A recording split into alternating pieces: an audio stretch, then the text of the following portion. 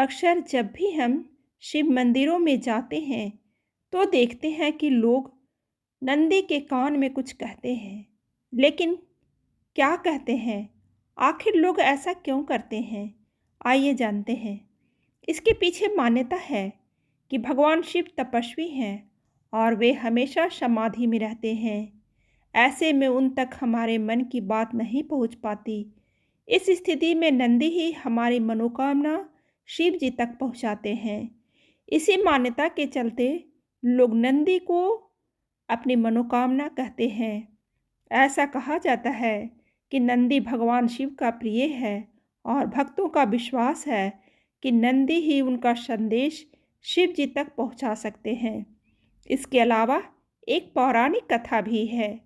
पौराणिक कथा के अनुसार श्रीलाद मुनि ने ब्रह्मचर्य का पालन करते हुए तप में जीने का फैसला किया था। इससे वंश समाप्त होता हुआ देख उनके पिता चिंतित हो गए। उन्होंने श्रीलाद को वंश आगे बढ़ाने के लिए कहा, परंतु तप में व्यस्त रहने के कारण श्रीलाद गृहस्थ आश्रम को अपनाना नहीं चाहते थे।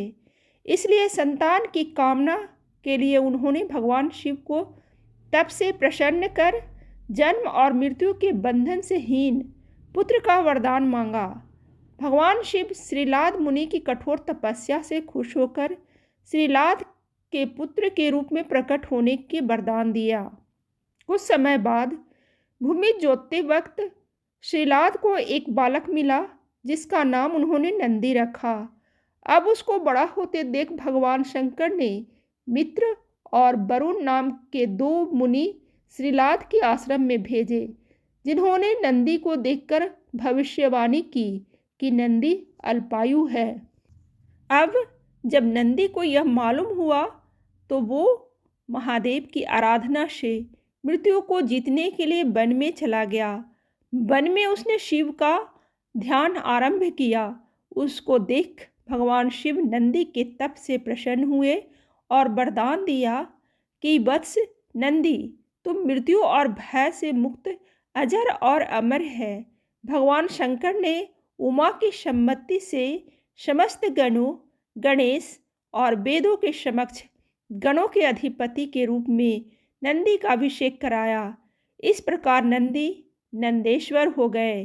बाद में मरुतों की पुत्री सुयसा के साथ उनका विवाह हुआ। भगवान शंकर ने नंदी को वरदान दिया कि जहाँ उनका निवास होगा वहाँ नंदी भी विराजमान होंगे। कहते हैं कि तभी से हर शिव मंदिर में नंदी की स्थापना की जाती है। साथ ही ऐसा कहा जाता है कि अगर अपनी मनोकामना नंदी के कान में कही जाए तो वे उसे भगवान शिव तक जरूर पहुंचाते हैं।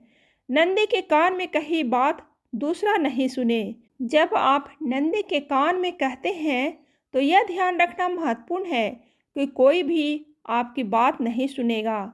अपनी आँखों को अपने हाथों से ढक लें और अपनी इच्छा शक्ति उन्हें बताएं।